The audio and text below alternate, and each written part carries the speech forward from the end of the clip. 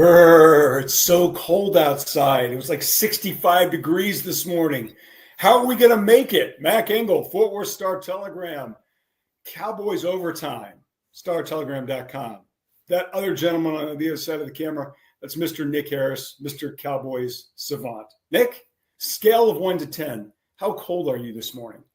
I'm good. I'm all right. This is my kind of vibe. I even got the Colorado sweater on today, or the hoodie on today to kind of get ready for this weekend. It's going to be a little chilly there. So yeah, I'm excited. This is my type of year.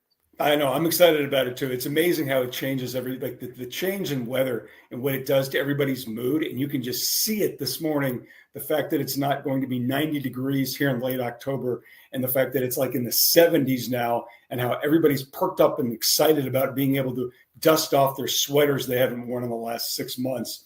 Okay. The Dallas Cowboys dusted off the win column. They're back, baby. Get those Super Bowl tickets ready. Dallas Cowboys on Sunday defeat the Washington whatevers 44-22. What a day to be a Cowboys fan. What a day. I think I actually picked this one right. Javonte Williams, running back, extraordinary. It's like Emmitt Smith is born again. 116 yards on 19 carries. Dak Prescott with Roger Staubach in the house watching goes off for 264 yards passing, 3 touchdowns, no interceptions. He is playing spectacular football.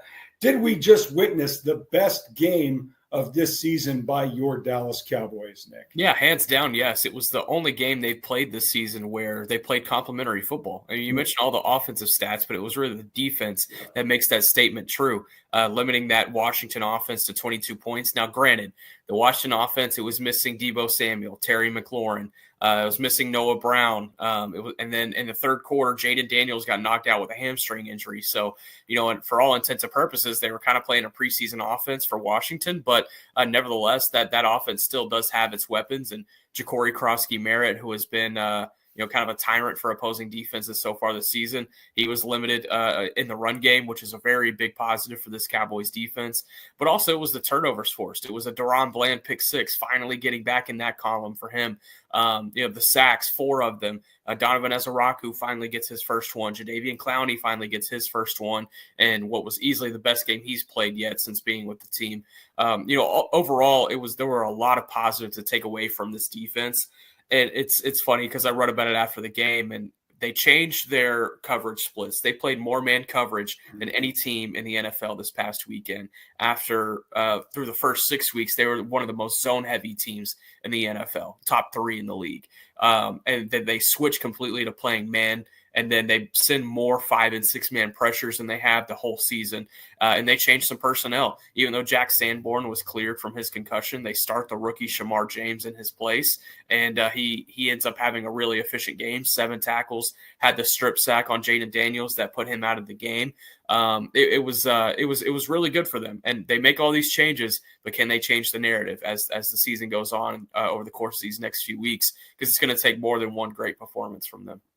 When you play a young player like that, they're going to be up and down, right? They're 1 week, they're going to make a lot of plays, and they're going to show you so much potential and think, wow, we really have got something here. And then the next week, the young player, the inconsistent part of them is going to kind of bite them, because that's what young players do. They're just kind of up and down as they figure it out.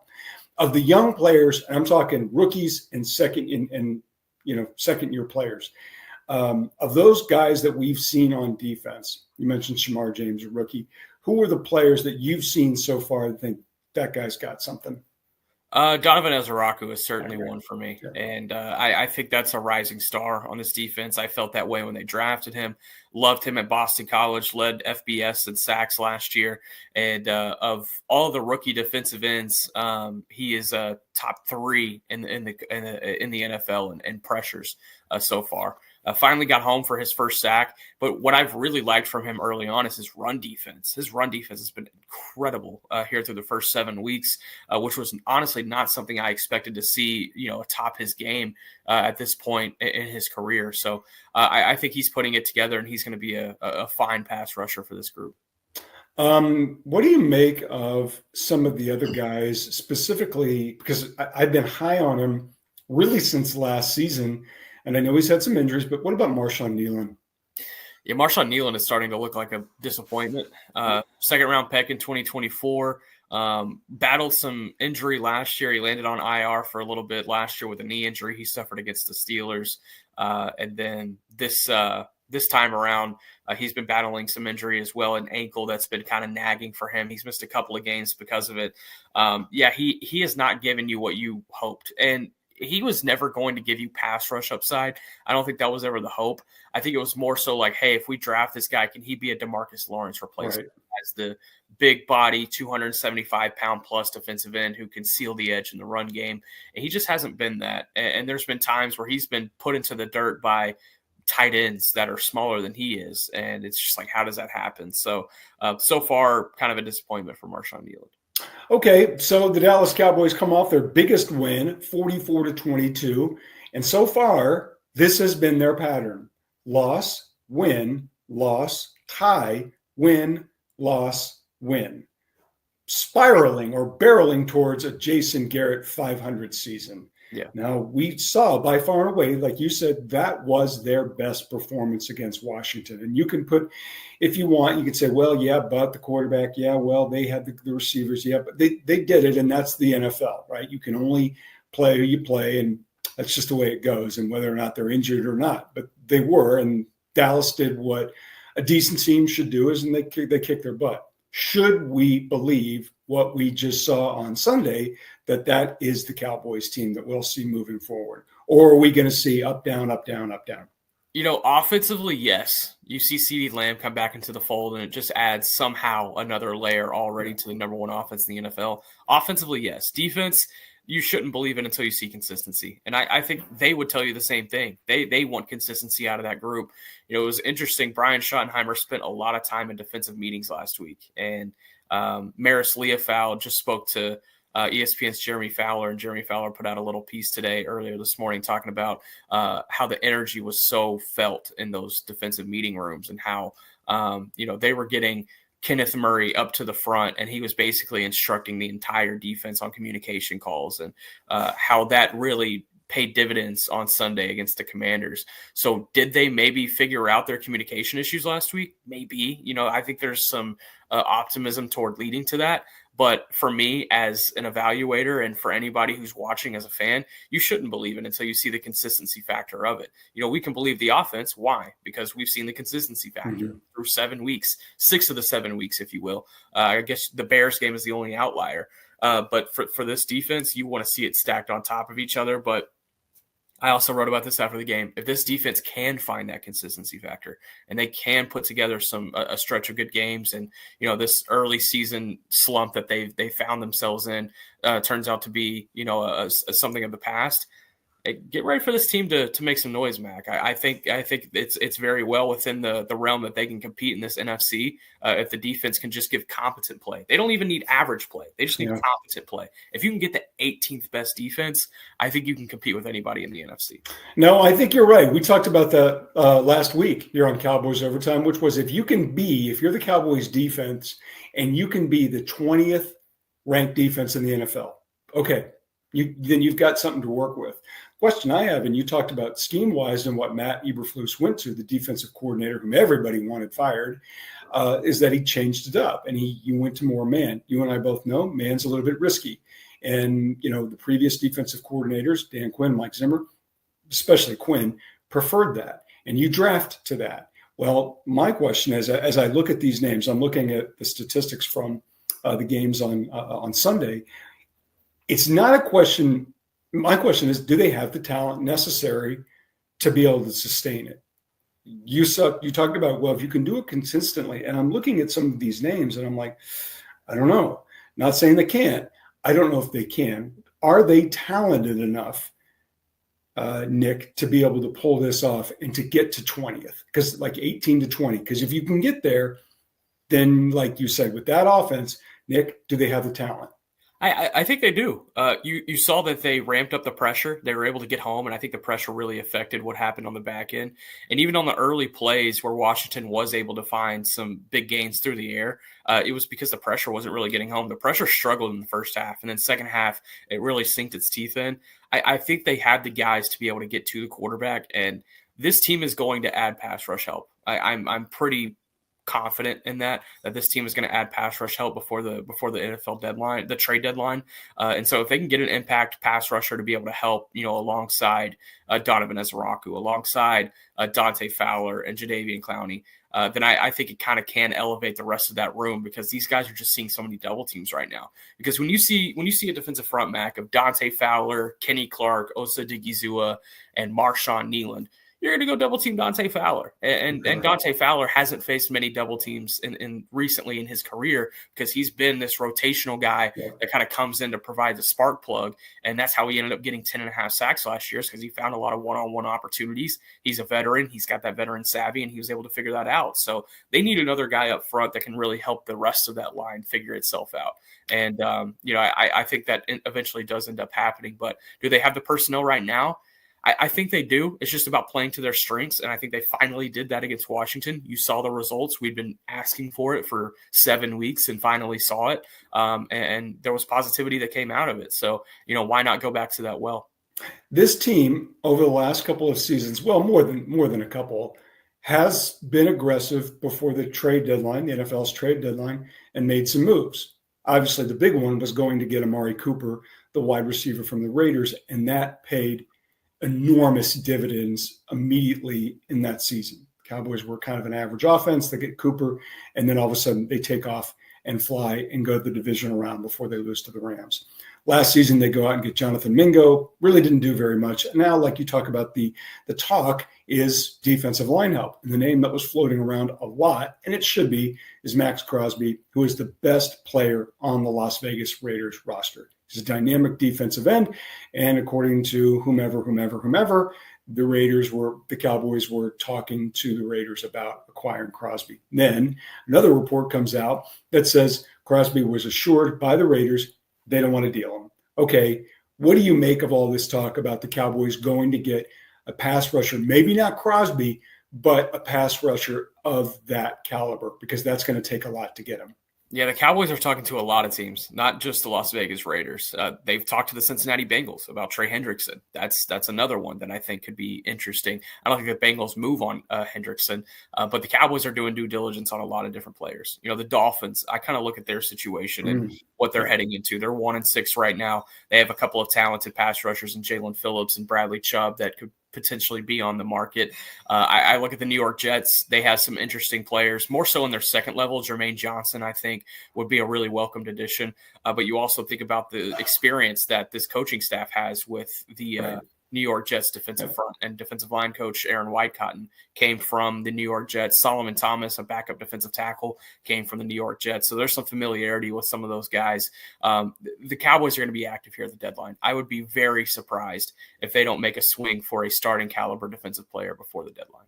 Would they give up one of their 3 first-round draft picks that they will have in the next 2 seasons? 4, technically. 4. Oh, you're right. 4. Sorry. Yeah. Duh. Yeah. Math was never my thing. Would they give up one of those picks for an elite pass rusher? I think they would. Now, it would have to be a first-round caliber pass rusher, and I think the only 2 guys that fit that category who could even potentially remotely be on the market would be Max Crosby or Trey Hendrickson.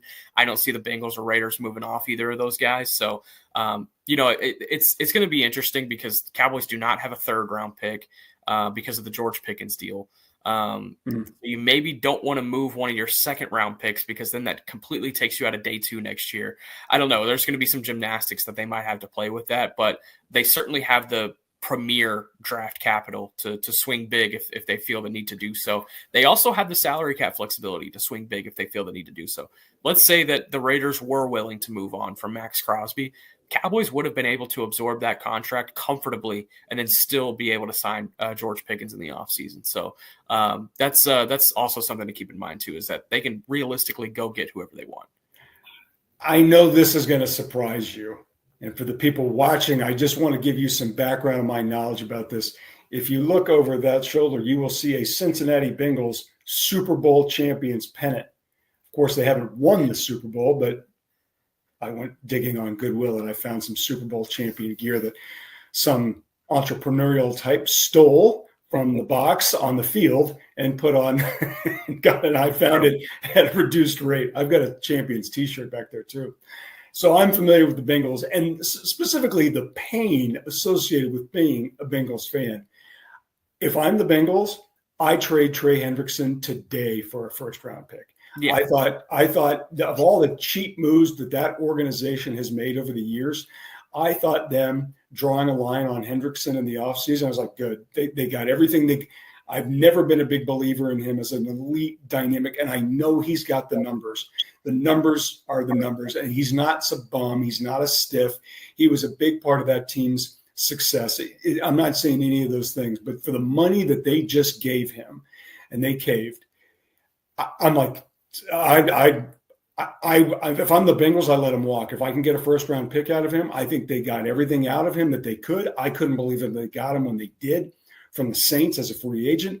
He was been a really good player. But of the two, if somebody's sitting in front of me and saying, I'll give you a one for Hendrickson or Crosby, this isn't even a discussion. It's Crosby. Crosby to me is still a beast physical defender. I've never seen that from Hendrickson. What I have seen from him is the motor. He will relentlessly pursue guys and not give up. And that's worth a lot. It's not nothing. This guy's not a bum.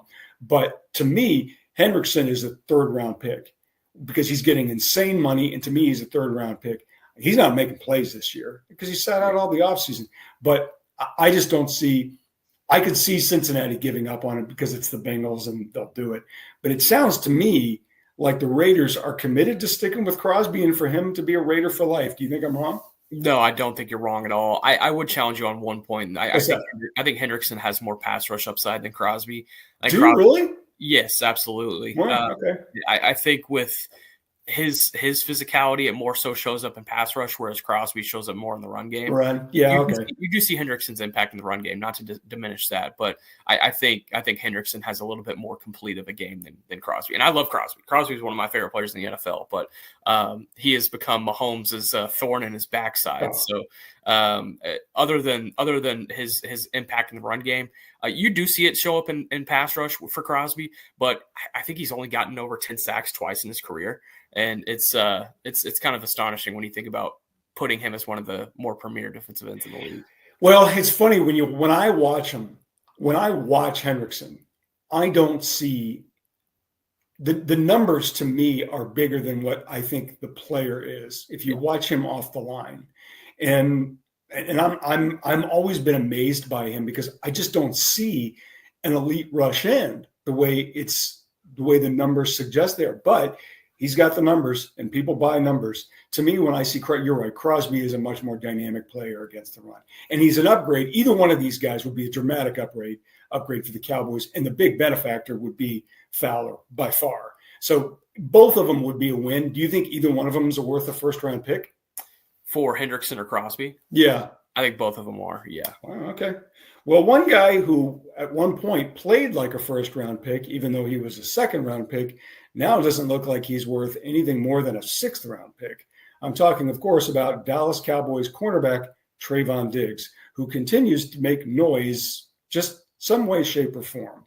Last week, he suffers an injury in the home. Not sure what it is. He told the Cowboys reported it, that he was going to be out for Sunday's game against Washington. I don't even think he was at the game, but he suffered a concussion. They had to take his word on it because I don't think TMZ had the camera footage of whatever this injury that Trevon Diggs suffered is. There's a million conspiracy theories out there that the Cowboys are hiding him, that he doesn't because they want to trade him and they don't want him to get really hurt in a game, that Trevon Diggs doesn't want to play for the Cowboys anymore. I don't necessarily believe it. I asked Brian Schottenheimer after the game, can you clear this up? He said, I'm a Trevon Diggs fan. Basically said he's going to be back with the team. Jerry Jones addressed it. They don't know exactly what the injury is. They're not discounting whatever he said. Nick, can you clear up this at all for us? And do you think he'll be back for Sunday's game in Denver? I can't clear it up completely, but I am starting to get a little bit better of a handle on the situation, at least from the Cowboys' perspective. Trevon Diggs came into the facility on Friday morning with a big knot on his head, and ran through the concussion test with team doctors, determined that he had a concussion, And the story has kind of changed a couple of times on what exactly happened. And that's where the Cowboys stand on it. So the Cowboys have not given a clear indication or clear story of what exactly happened, because I don't think they know exactly what happened. And so this is, like I said late last week, I was already under the impression that this is going to be a situation that the Cowboys let Trevon Diggs address. Mm-hmm. I believe that even further now, that they are just going to let Trevon Diggs address this whenever he returns from concussion protocol. But it's weird. Look, I with the way Trevon Diggs' contract is set up and his injury guarantee for 2026, if he somehow does get hurt here toward the end of the season, would not surprise me if the Cowboys try to find a suitor for him before the deadline. It would not surprise me. Would they even get a 6th-round pick for him? That's the question I have, Mac, is who in their right mind would take on that contract? Who in their right mind would take on that deal? And I don't know if there's a team out there. But if they find a team out there that is desperate and wants to bite, then they do not be surprised if the Cowboys go ahead and swing for that. Maybe it's a family thing. I don't think anybody would sit there and say Trevon Diggs is a bad guy. You and I have both been around bad guys, right? Yeah. I don't think anybody would say his brother, Trevon Diggs, is a bad guy. I don't think they're bad guys. There's just always noise. You know what I mean? There's just this stuff off in the background. Like, what's going on? Why just stuff? Like, what are we doing now?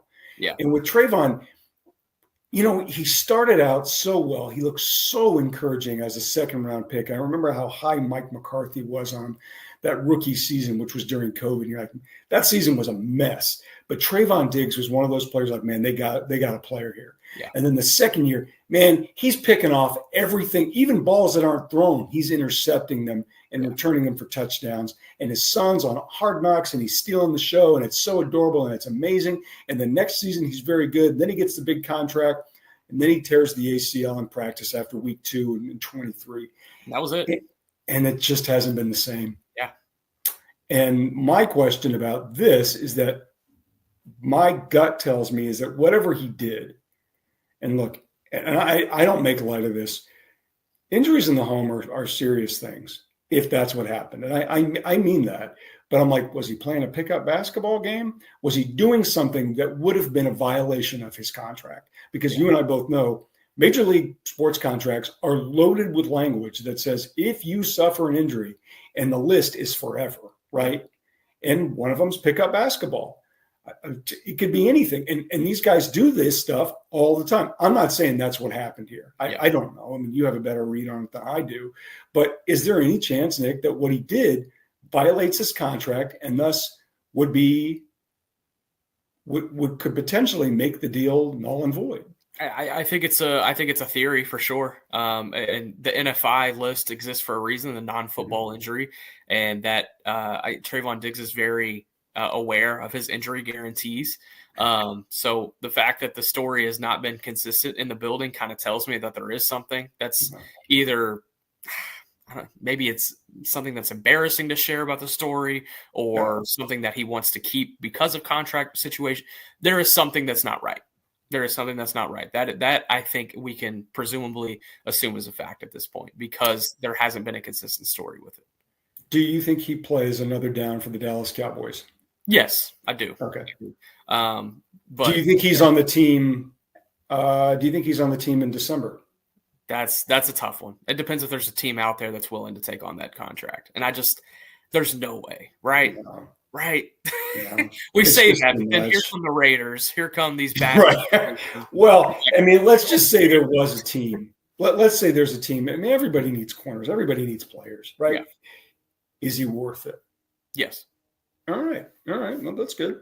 From the Cowboys perspective, is it worth it to move on from him? Oh, no. Is it worth it for who's a team? Everybody could use corners.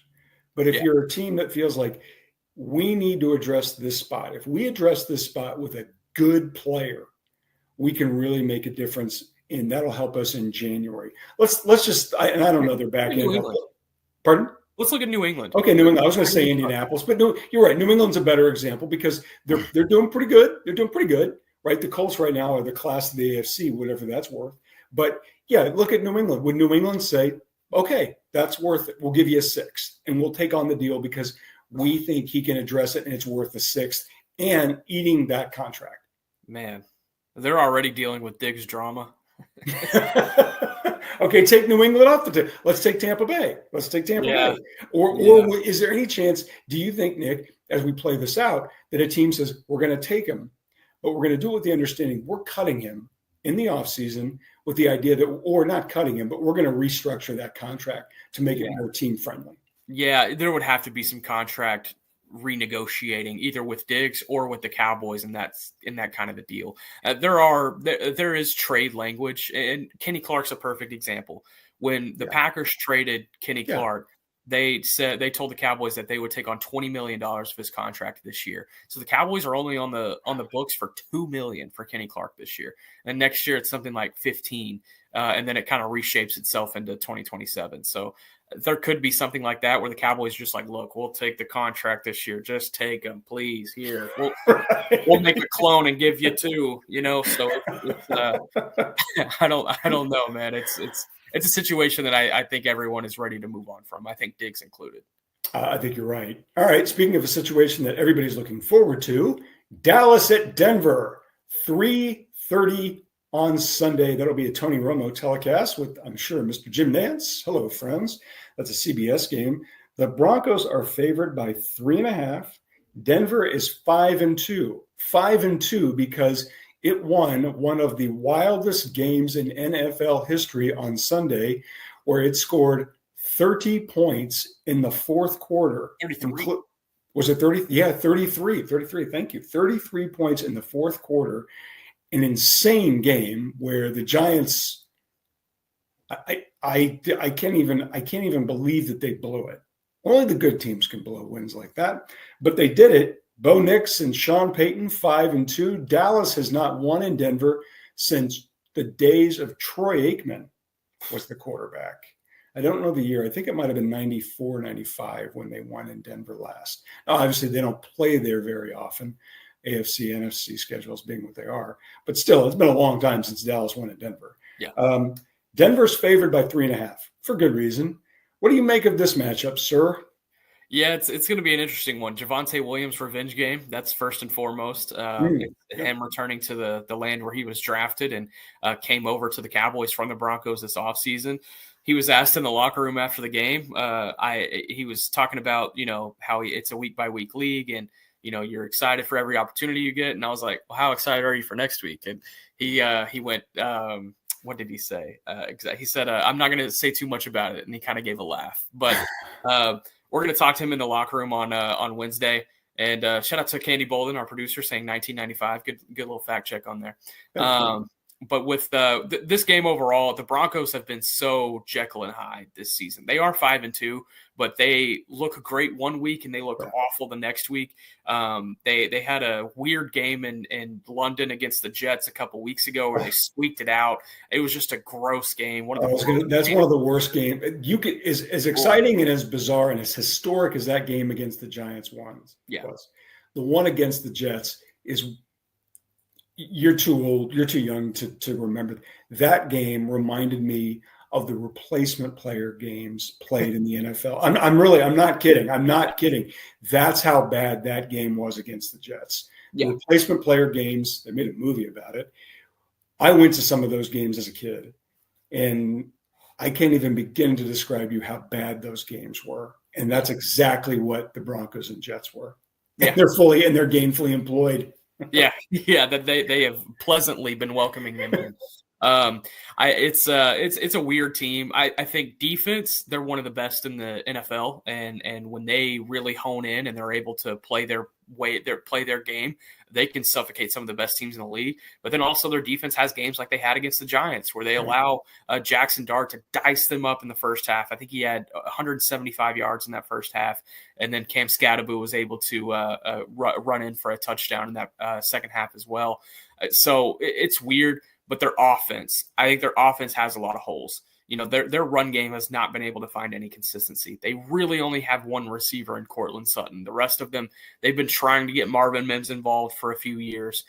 They've been trying to get Troy Franklin involved over the course of the last couple of years. They just can't get consistency out of those guys. Cortland Sutton seems to be the only one that they can find that consistency with. And so if there's a way to limit Cortland Sutton and stop Cortland Sutton, then I think Bo Nix is going to be very limited in what he can do with his weapons. This is a winnable game for the Cowboys, all in all. It's going to be a little bit unique playing in Mile High. There's a lot of different elements that come with that. Will we get a Brandon Aubrey 75-yarder? Maybe. But regardless of that, it is a winnable game for the Cowboys. Early in the week, I'm picking the Cowboys right now, Mac, I think. What are you, Cortland Sutton? Pony up, people. Pony up. What do you make of Bo Nix? Yeah, I did not like him in the draft process a couple of years ago, and then he put egg on my face as far as me kind of crapping on him during the draft process. He played well last year. He played really well last year. He had a lot of weapons in that offense, and his offensive line was consistent. He has not necessarily gotten that this year. You've seen the up and down a little bit more this time around, but smart, high IQ quarterback. He's got a lot of experience, and you see that on the field. The NFL is starting to value so much more the guy who has, over 1,000 career passing attempts in college more than here's the flashy guy who won the Heisman that one year. It's starting to become a lot different as far as which kind of quarterback these teams value, and rightfully so. And Bo Nix has proved that. The experience shows up on the field. The IQ is there. I think he has a future in this league. I don't know if he can be among the elite. I don't think I'm going to go that far, but I think he can be, a serviceable quarterback through the course of the next 5 to 10 years. I think we are increasingly seeing in the NFL quarterbacks who are products of so much playing, 7-on-7, year-round football, college experience from the day they walk in. And we're seeing guys who are pretty good walking right in the door now more than ever, because the offenses now look more and more like college offenses. And so a lot of the terminology is the same. A lot of the plays are the same, et cetera. So you're seeing Jackson Dart walk into the Giants and have success, or CJ Stroud go to the Texans and have success right away. Now, obviously, there are exceptions to the rule. Justin Fields has just really struggled. There's no getting around it. And some other guys too. But I think it's a question of, there's all these different Bo Nix types. When do they separate themselves? And what does that separation really look like? I mean, look at Mac Jones right now. Mac Jones looks pretty good. Brock Purdy walked into the 49ers and had a lot of success. And everybody's, well, it's a team around him. Okay, well, that's fine. Justin Herbert's another guy. I don't think you could find me a better passer right now of the football, a guy who throws a prettier ball than Justin Herbert, right? We've got a ton of these guys now. And it's a question of, how do you separate yourself? To me, I'm right there with you. Always take the guy who's played a lot of games, who's made a lot of attempts. You're obviously dead on about that. Bo Nix played a lot of college football. But to me now, more than ever, because guys are aging well for a lot of different reasons, as a quarterback, look at what Dak Prescott is doing now. Yeah. Look how he was a good, solid player as a rookie, and certainly in this first however many years in the NFL. That was a good player. Watch him now. Yeah. Now, they had to stick with him, and they had to pay him a lot. Look at what Baker Mayfield is doing right now. I mean, he's just terrific. Yeah. And I was the guys I called him a bust right away. And I mean, obviously, talk about egg on my face. I mean, I look like a chicken coop all over me right now. But if you can stay with it, then there is some separation. And with me, I'm with you on this one on Bo Nix. I don't think Bo Nix is a bum, but I could see him being in the league forever, right? And then it's a question of, well, what do you have around that guy? Yeah. And if you have toys around him are pretty good, yeah, then you've got something to work with. But if you can really, I know we haven't talked about it yet, and I got one more quick question for you and I'll let you go. But I don't think you can say enough good things about how well Dak Prescott is playing right now. He's been great. It's incredible. And you look at the stretch that he's been on over the course of the last 5 weeks since that Bears game. Mm-hmm. It's been some of the best ball of his entire career. His passer rating, it's the best stretch technically, statistically, that he's had in his career. He's playing at an MVP level, and now he's starting to find himself in top 6, top 7 odds for that award. But he's going to need his team to back him up with some wins to help that out. Yeah, no, you're not going to take an MVP from a 500 team. Last question. Obviously, I've enjoyed talking college ball with you, just ball in general, but certainly college ball. And we've got some really good teams in the state doing really well right now. Obviously, A&M is rolling. Yeah. But the one team I want to ask you about is the team that lost on Saturday, and that is Texas Tech. Texas Tech narrowly lost a game that it probably should have won, but it was out without its starting quarterback. Students rushed the field after a big win at Arizona State over the Red Raiders. Red Raiders made a lot of noise this offseason because of, let's just call it what it is, Cody Campbell, who's been a tremendous benefactor of that university, and really shaking things up, trying to shake things up in college sports. Are you buying Texas Tech? I am. I'm buying them as a playoff team. Yes, I think that they can still win the Big 12, run the table, and get into the playoffs. It was tough that they lost that game against Arizona State because, honestly, I feel like Will Hammond, their backup quarterback, is just as talented, if not more, than their starting quarterback in Baron Morton. Do you really? You think he's – I do. Oh, okay. I'm a big Will Hammond fan. I loved him coming out of Hutto High School in Central Texas, and Texas Tech, I think, did a fantastic job at being able to land him over some schools like BYU. I mean, this is a kid who grew up in a very traditional Mormon family and was going to BYU the entire time, and Texas Tech got him to go away from BYU. So that's there's jokes to be made. Yeah. But it was really cool to be seen from Will Hammond to get the start there. I thought that they would still be able to, find production, but they couldn't. And Arizona State is still a really good program with really good players and a damn good coach. Yep. But I think there is still potential for them to run the table and win the Big 12. Big 12 is a bloodbath this year. I mean, everyone's going to beat up on everyone, and then that's how it's going to be.